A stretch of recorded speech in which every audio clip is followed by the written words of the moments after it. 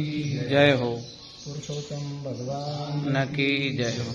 गौ माता की जय हो। सज्जनों,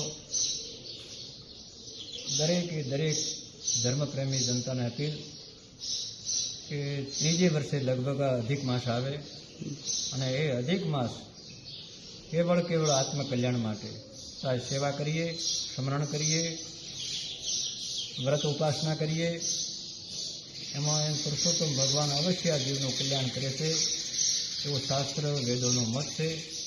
તો મારી નમ્ર વિનંતી, આપ વ્રત કરો, કથા સાંભળો એ તમારું સદભાગ્ય, પણ આ અધિક માસની અંદર દરેક ગામની અંદર દરેક ધર્મપ્રેમી જનતાને અપીલ કે આપણા ગામમાં 1 મહિનો તો વિશેષ સેવા થાય.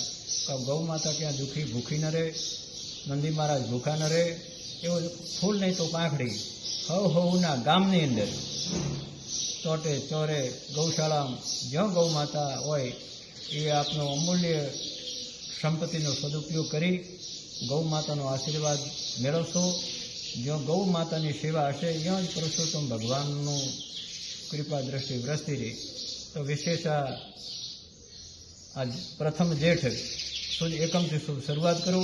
દરેક ગામમાં દરેક સમાજના ભાઈઓને નમ્ર વિનંતી, ધર્મપ્રેમી જનતાને નમ્ર વિનંતી કે તમારા ગામમાં 1 મહિનો થોડામાંથી થોડું ગમે રીતે તનથી, મનથી ને ધનથી ગૌ માતાની વિશેષ સેવા થાય અને આપણી ગૌ માતા રાષ્ટ્ર માતા બને, ગૌનું સંરક્ષણ થાય.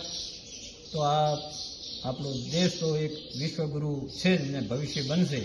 પણ આમ તમારી આ ઉપાસના સેવા સફળ થશે, જીવન મંગલ બનશે, ભવિષ્ય મંગલ બનશે, આદિ વ્યાધિ ઉપાધિ દૂર રહેશે. વિશેષ ગૌ માતાની સેવા. જય ગૌ માતા, જય ગોપાલ.